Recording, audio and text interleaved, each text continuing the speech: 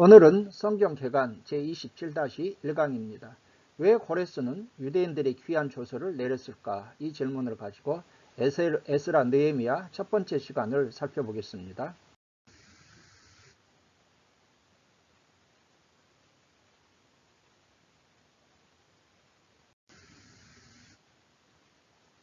먼저 포로 귀한 시대 개요를 살펴볼까요? 포로 귀한 시대란 바벨론의 느부갓네살에게 3차에 걸쳐 포로로 끌려간 유대인들이 바사 페르시아 왕 고레스의 칙령 조서를 시작으로 3차에 걸쳐서 포로지에서 귀환하게 됩니다. 1차 귀환부터 마지막 말라기 선지자에 의해서 구약이 종료되기까지의 이 기간을 성경에서 포로 귀환 시대라 이렇게 부르고 있습니다. 1차 포로, 1차 귀환, 2차 포로, 2차 귀환, 3차 포로, 3차 귀환 이렇게 대응이 되는 것이죠. 포로 귀환 시대 성경은요. 역사서 그리고 선지서가 있습니다. 역사서는 에스라, 느헤미야, 에스더가 있는데 저는 에스더는 활동 연대 및 포로지에서 겪은 사건이기 때문에 포로 귀환 시대가 아니라 포로 시대에서 이미 살펴보았고요. 학계 스가랴 말라기가 마지막 포로 귀환 시대 구약의 마지막 선지서가 되겠습니다. 구약 성경의 시대 구분 및 내용에 있어서 이제 우리가 살펴볼 그러한 포로 귀환 시대는 마지막 여기에 해당되겠습니다. 그래서 BC 538년에서 400년이고요. 1차, 3차 포로 귀환, 성전 건축, 성벽 건축 이야기로서 에스라, 느헤미야, 학계 스가랴, 말라기를 살펴보겠습니다. 포로 귀환 시대에 연대기 문제가 있습니다. 일반적 전통적 견해가 있는데요. 이건 제가 이미 여러 번 강조드렸어요. 에스라 고레스 칙령이 있고요. 1차 귀환 그리고 성전 건축이 있었고 전통 견해에 의하면 에스더 사건이 여기에 있는 것이죠. 2차 귀환, 3차 귀환, 말라기 선지자의 활동으로 구약이 종료되게 되겠죠. 포로에서의 귀환과 성전 건축을 연표로 이렇게 바이블에 의해서 잘 정리해 준 것이 있어서 소개해 드립니다. 이쪽으로 페르시아 왕들이 이렇게 쭉 나열되어 있죠. 고레스, 함비세스, 다리오 1세, 아하수에로, 아닥사스다, 그리고 다리오 2세 이렇게 되어 있고요. 이들 치하에서 수르바벨 인도하에 1차 귀환이 있었고 이러한 쭉 사건이 나열되어 있고 그 밑에 구체적인 사건이 기록되어 있습니다. 여러분들이 이 연표를 보시면서 조금 성경 이해에 도움이 되었으면 좋겠습니다.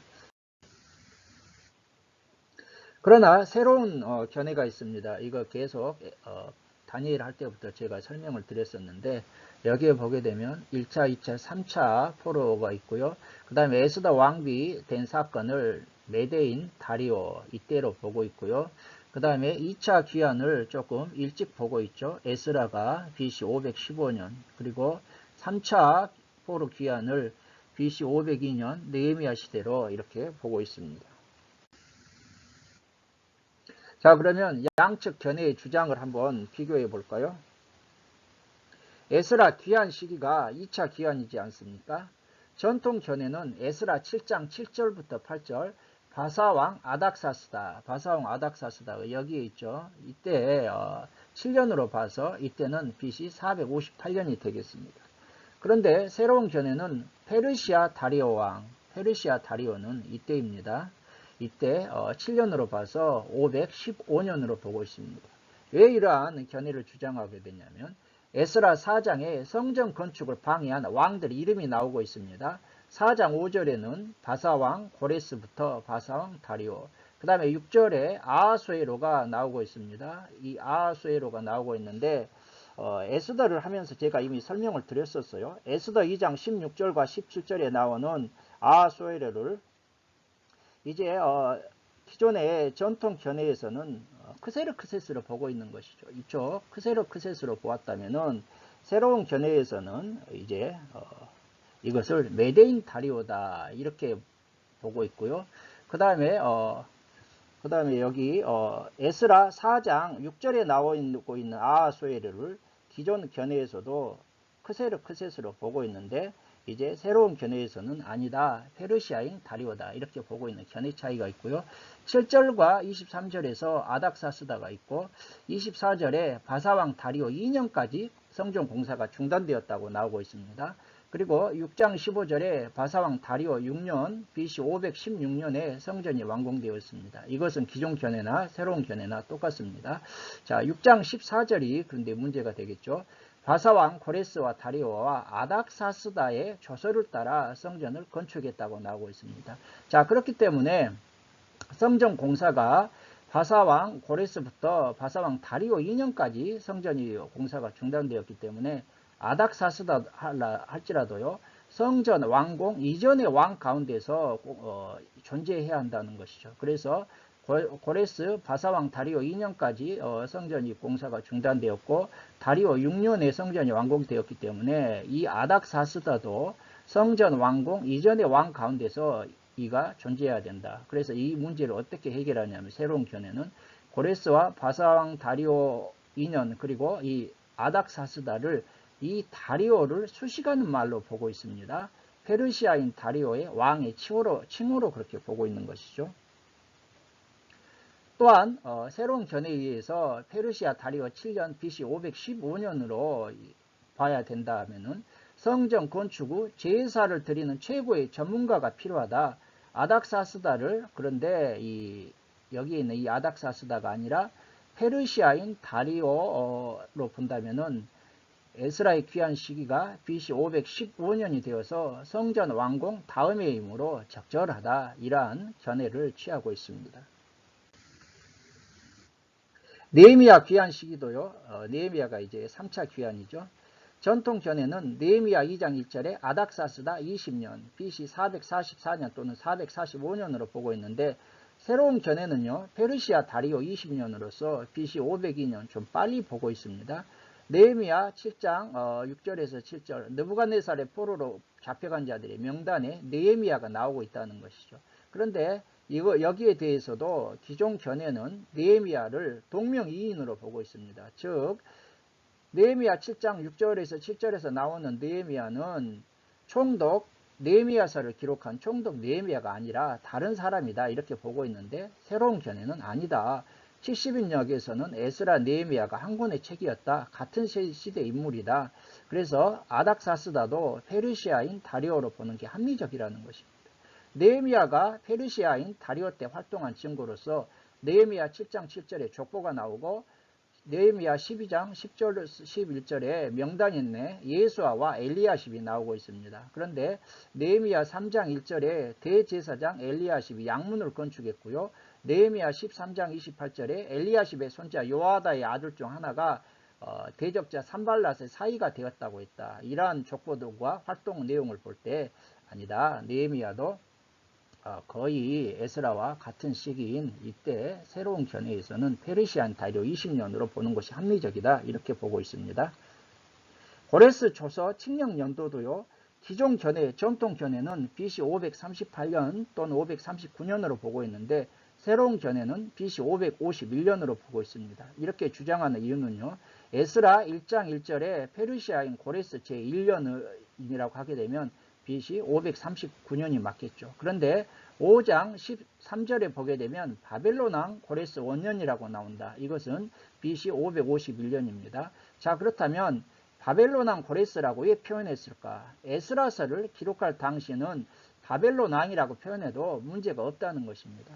고레스는요, 원래 안산 왕이었는데 페르시아를 정복하고 또 메대를 정복하고 메대 파사, 페르시아 메대 연합군이 바벨론을 정복하고 나중에 수메르와 아카드까지 정복하는 페르시아 대제국의 이러한 왕이 되게 되죠. 그래서 고레스를 바벨론 왕이라고 이렇게 부르기도 하고 뭐 여러 가지 왕으로도 불리는데 에스라서를 기록할 당시 바벨론 왕이라고 표현해도 문제가 없다는 것입니다.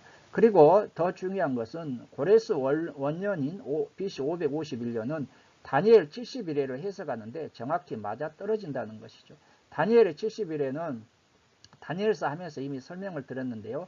7일에와 62일에와 마지막 한 일회로 구성되어 있는데 7일에는 49년이 되겠죠. 그래서 고레스 칙령으로부터 기름 부은 자가 일어날 때까지를 다니엘서에 보게 되면 70일에서 7일이라고 하는데 기존의 전통 견해는요. 이 기름 부은 자를 메시아 예수 그리스도로 봤는데 새로운 견해에서는 기름 부은 자는 메시아만 얘기하는 것이 아니라 통치자와 메시아와 심지어는 총독까지도 표현하는 그러한 내용이다. 그래서 총독 느헤미야가 부임한 연도를 새로운 견해에 의해서 502년으로 보게 되면은 49년 전으로 거슬러 가면은 BC 551년으로 맞아떨어져서 다니엘 71회에서 7일회가 정확히 해석이 된다. 그래서 기존 견해는 고레스 조서 칙령 연도를 전통 견해는 BC 538년 또는 539년으로 봤다면 새로운 견해는 좀 더 빨리 551년으로 보고 있다는 것입니다. 에스라 느헤미야 개요를 살펴볼까요? 책 이름은 에스라는 하나님이 돕다, 느헤미야는 여호와께서 위로하신다 이런 내용이 되겠고요. 히브리 성경 및 70인 역본에서는 원래 한 권이었습니다. 저자 및 기록 연대를 살펴볼까요? 저자는 에스라는 에스라, 느헤미야는 느헤미야입니다. 기록 연대는 에스라는 BC 444년경, 느헤미야는 BC 421년에서 400년경으로 그렇게 보고 있습니다. 기록 배경 및 특징은 에스라는 1차 귀환민들이 성전을 완공했지만 그들의 마음이 황폐해져 있었습니다. 그래서 2차 귀환민들을 이끌고 에스라가 돌아와 율법을 가르치며 종교개혁을 단행하게 됩니다. 1차 귀환민자들의 계보를 정리하고 율법을 가르치고 느헤미야와 함께 개혁을 일으키게 되는 것이죠. 에스라는 하나님의 역사를 증거하고 선민의식 고치를 위해서 본 에스라서를 기록하고 있습니다.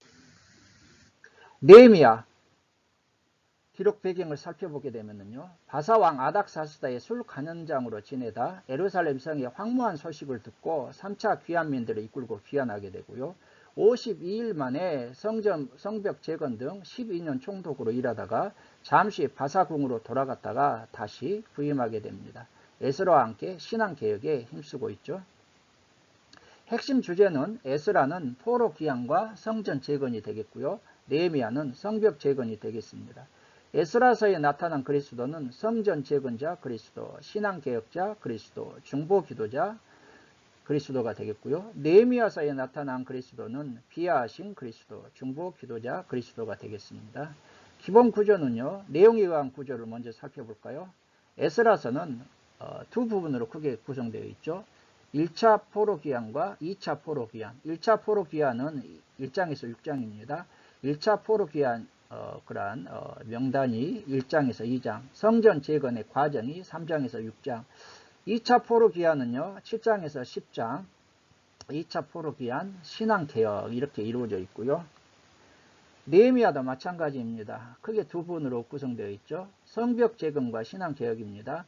성벽 재건 1장에서 7장인데요. 3차 포로귀환의 그러한 명단이 있고요. 그 다음에 그들이 돌아와서 성벽을 재건한 내용, 신앙개혁이 8장부터 13장에 걸쳐서 기록되어 있는데 영적 부흥운동, 성벽 부흥은 개혁운동 이렇게 이루어져 있습니다. 에스라 느헤미야는 그래서 같이 살펴보아야 같은 시대 같이 활동했던 사람이기 때문에 같이 살펴보기 위해서 제가 에스라 느헤미야를 같이 살펴보고 있습니다. 네, 평행구조 출처 바이블 프로젝트에서 제가 출처를 했는데요. 이걸 보게 되면 에스라 느헤미야가 한 권의 책으로 이렇게 되어 있는 것을 알 수가 있죠. 그런데 왼쪽에 보게 되면 여기 비슷한 구조라고 되어 있어요. 하나님께 감동받은 페르시아 왕이 지도자를 예루살렘으로 이렇게 보낸다는 것이죠. 예루살렘으로 보내면은요, 재건 노력이 방해를 받는다는 것입니다. 그리고 이상하게도 실망스럽게 모두 결말이 끝나고 있다는 것이 공통적인 특징입니다. 그래서 에스라 1장에서 6장은요, 스룹바벨을 중심으로 성전이 건축되는 과정을 그리고 있고, 그리고 에스라 7장부터 10장까지는 토라 공동체, 에스라에 의해서 이제 토라 공동체 종교 개혁이 진행되고 있죠. 느헤미야도 1장부터 7장까지는 성벽 재건 과정을 그리고 있고요. 그리고 8장부터 마지막 12장까지는 영적 재각성에 대해서 기록하고 있습니다. 그렇기 때문에 이 에스라와 느헤미야는 소망으로 시작했다가 이제 실망으로 끝나게 되는 그러한 공통점을 가지고 있습니다. 그러면 이것을 통해서 우리가 뭘 알 수가 있습니까?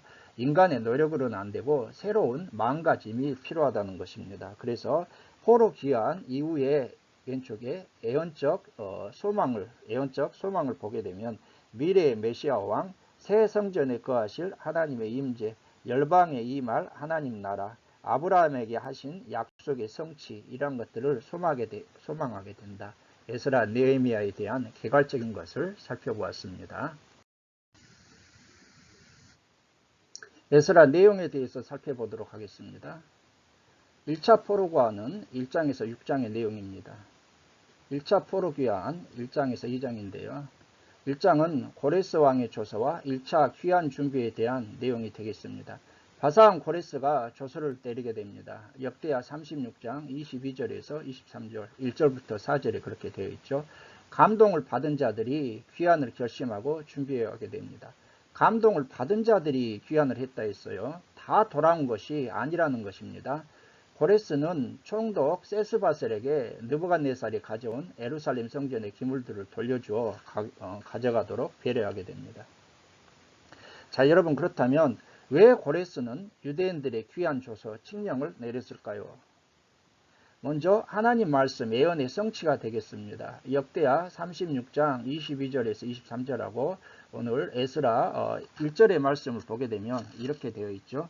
바사왕 고레스 원년에 여호와께서 에레미야 입을 통하여 하신 말씀을 이루게 하시려고 바사왕 고레스의 마음을 감동시키심에 그가 온 나라에 공포도 하고 조소도 내려 이르되, 그래서 하나님의 말씀의 예언에 성취하기 위한 것이죠. 이사야 44장 28절에서 45장 1절에서 5절에 보게 되면 하나님께서 이미 이사야 선지자를 통해서 내 목자다, 내 기름 부은 자다 하면서 이방 왕이지만 하나님의 도구로 이렇게 쓰실 것을 말씀되어 있고요.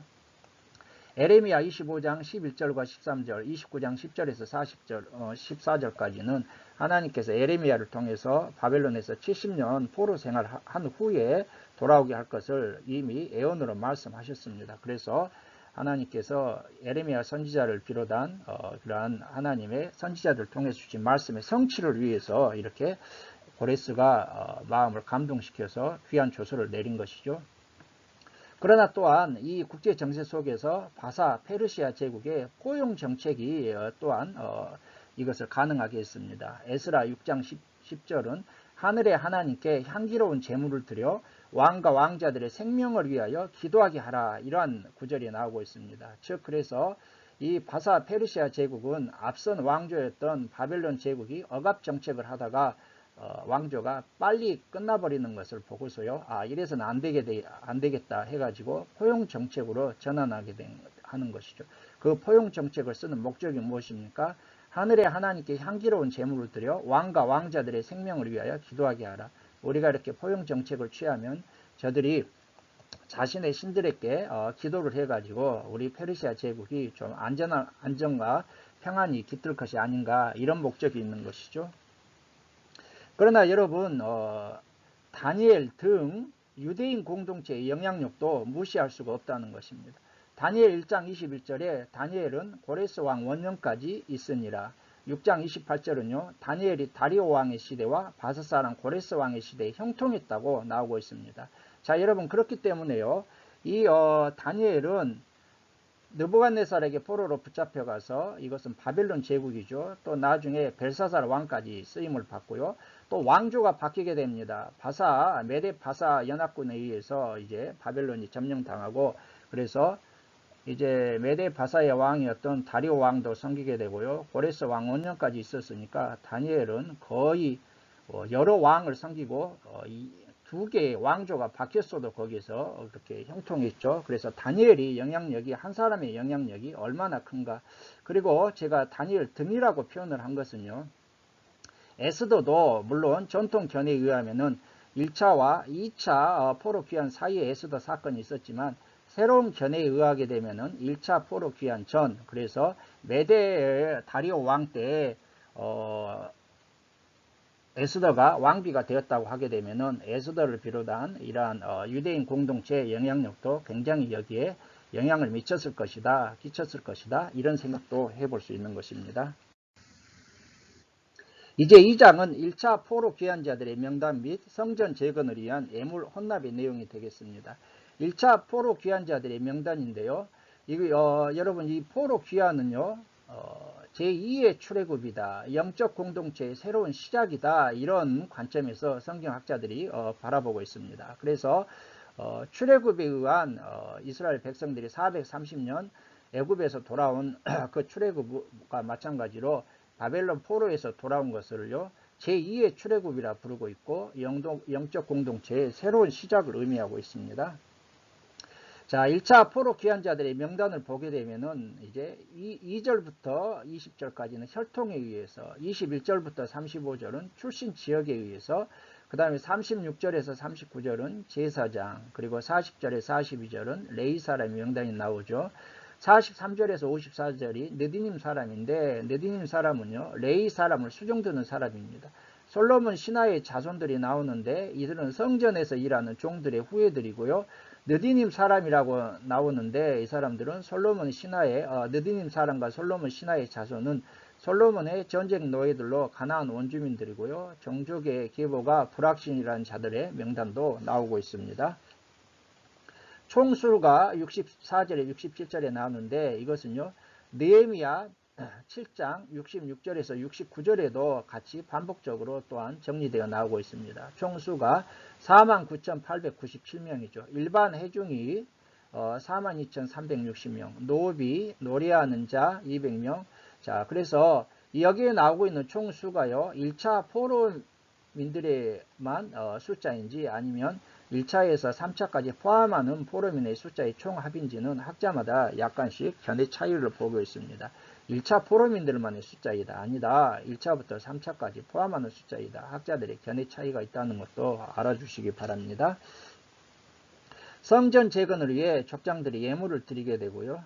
자, 여러분 여기에서 1차 포로 귀환자들은 이끌고 온 사람이요, 총독 세스바살이라고 나오지 않습니까? 그런데 또 수룹바벨이라고 나오고 있습니다. 그래서 세스바살의 인도하에 이 사람들이 오게 되는데, 나중에 또 보게 되면은 수룹바벨이 1차 포로민들을 귀환하고 모든 것을 한 것 같이, 그래서 세스바살과 수룹바벨이 같은 사람인가 다른 사람인지 견해가 학자들마다 다 달라요.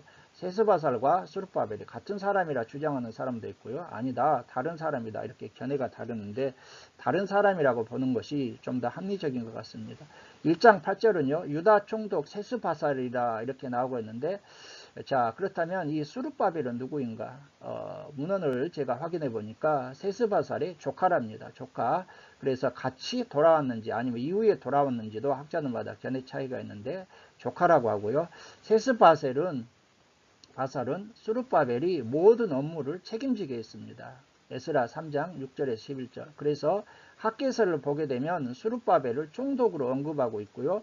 스가랴서도 보게 되면은 수룹바벨이 성전을 기초했다고 하고 있습니다.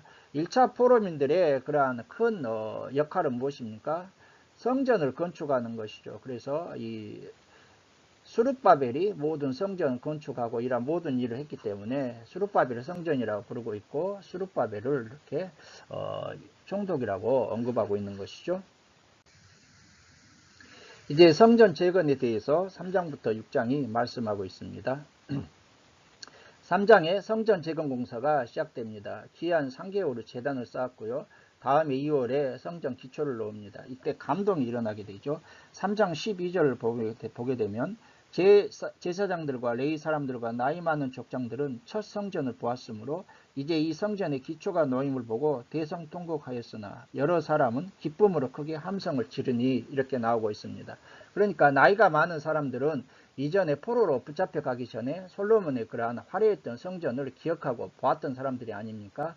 그래서 이제 돌아와서 다시 이제 성전 기초를 놓으니까 크게 감동은 있는데, 예전에 화려했던 그 솔로몬 성전을 기억하면서 정말 만감이 교차하면서 또 너무나 초라하니까 울며 대성통곡했다는 것이죠.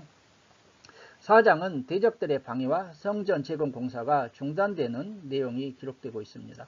고레스 칙령으로부터 귀환해서요, 성전이 착공되는데 바사왕 다리오 제2년까지 약 16년간 성전 재건 공사가 중단되게 됩니다.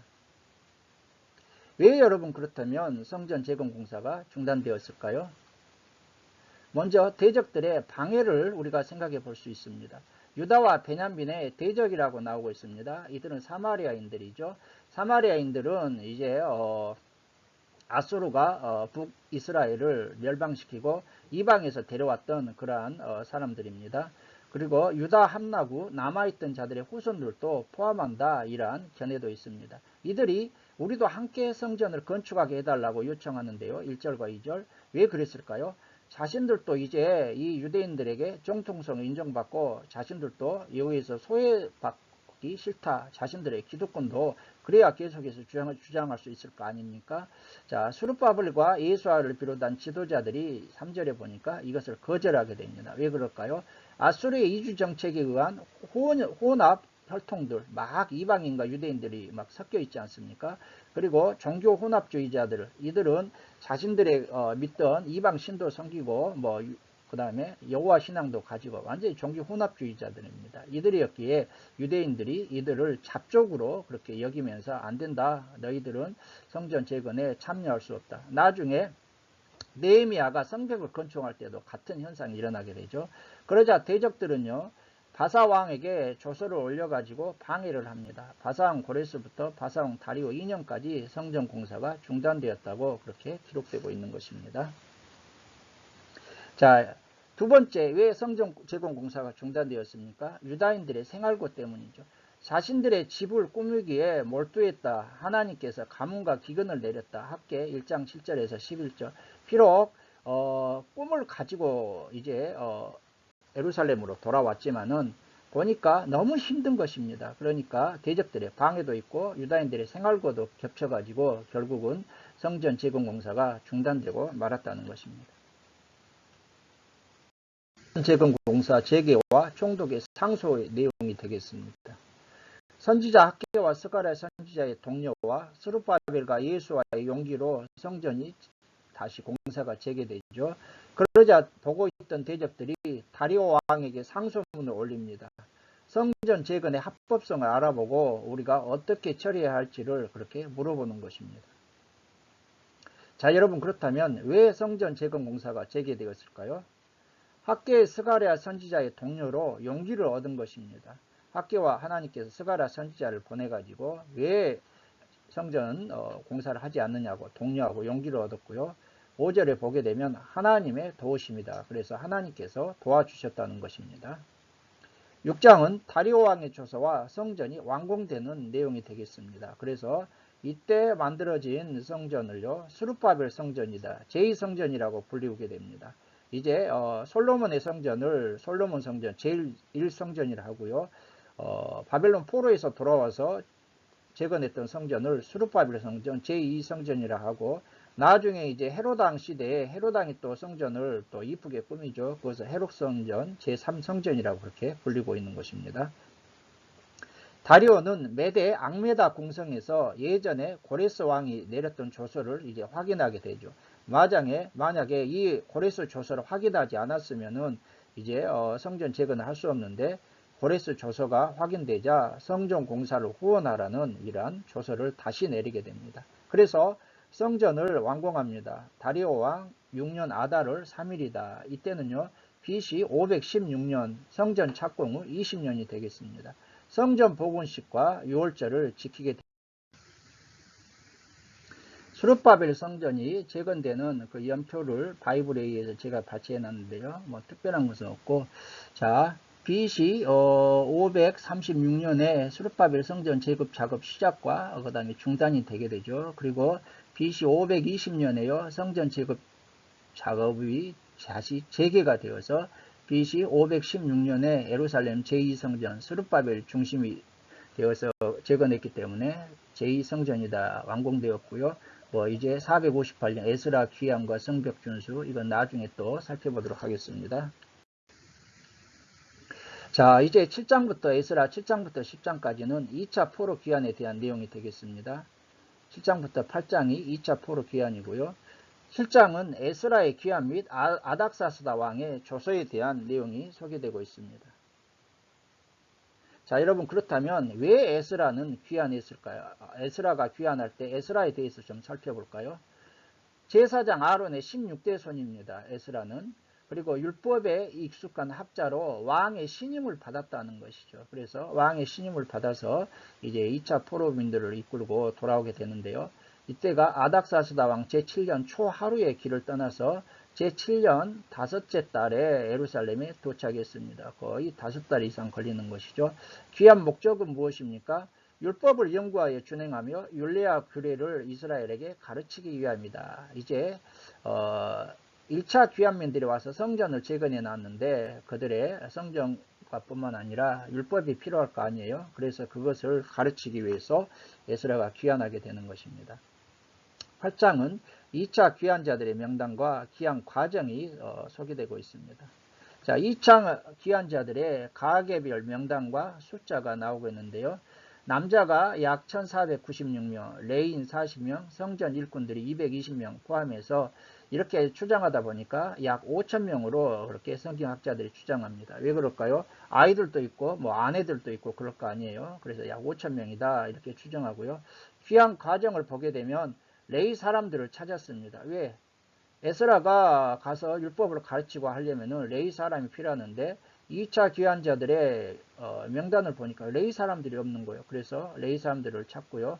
안전 귀환을 위해서 금식하며 기도하게 됩니다. 그리고 제사장 10명을 선발하여 예루살렘에 가지고 갈 그에게 애무를 책임지게 하고요.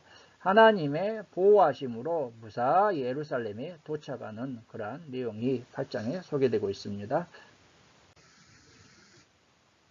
포로 귀환 여정, 바이블에 의해서 제가 발췌했는데요. 1차 포로 귀환 여정은 바로 이곳입니다. 이렇게 있고요. 그 다음에 2차, 3차 포로 귀환은 아래에 이렇게 적색 빨간색인데 1차 포로 귀환보다는 약간 거리가 단축되고 있는 것을 볼 수가 있습니다. 자, 이제 9장부터 10장까지는요. 신앙 개혁에 대한 내용이 되겠습니다. 에스라의 회개 기도죠.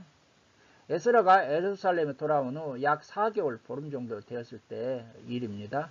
방백들이 와가지고 이방 백성들과의 혼인 문제의 죄악을 에스라에게 알립니다. 그러자 에스라가 통회하며 하나님께 회개 기도를 하게 되는 것이죠.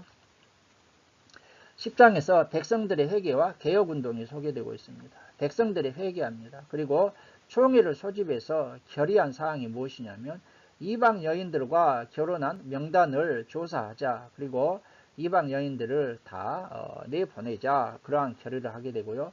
이방 여인과 결혼한 자들의 명단이 3개월에 걸쳐서 조사 후 이제 발표가 되는데 제사장의 무리부터 발표를 하게 됩니다.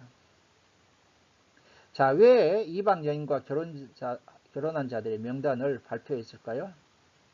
죄악의 위험성을 경고하여 참된 회개를 장려하기 위함이라는 것입니다. 회개의 모본을 보여주기 위함이죠. 그래서 제사장의 명단부터 발표됩니다. 여기에 명단을 발표되면 얼마나 창피하겠습니까? 그런데 가장 먼저 제사장의 명단부터 발표합니다. 왜? 지도자들의 솔선수범이죠. 노블레스 오블리주죠. 그래서 제사장의 명단부터 발표하고 이걸 보게 되면 이때 당시 얼마나 이 사람들이 현실에 안주하고 그냥 이방인들과 불과 하나님의 그런 은혜로 바벨론에서 돌아온 그 간격이 사라진 지 몇십 년밖에 안 되는 거예요. 그런데 다시 또 세속으로 다 돌아가고 제사장들도 뭐 마찬가지고 다 뭐 타락하고 이랬다는 사회 상황을 우리가 여기에서 볼 수가 있고 그럼에도 불구하고 이제 개혁이 진행되고 있는 것을 볼 수가 있는 것입니다. 자, 여러분 저는 오늘 강의를 시작하면서 왜 고레스는 유대인들의 귀환 줘서 칙령을 내렸을까? 이 질문을 드렸습니다. 이 질문에 대한 해답을 얻으셨습니까? 예, 하나님의 말씀, 예언의 성취이고요. 바사 제국의 포용 정책, 그리고 다니엘 등 유대인 공동체의 영향력이었다는 것을 우리가 생각해 볼 수 있습니다. 이렇게 해서 오늘 강의를 마치겠습니다. 오늘 강의를 시청해 주신 여러분들께 감사를 드리고 다음 강의에서 더 좋은 내용으로 찾아뵙도록 하겠습니다. 감사합니다.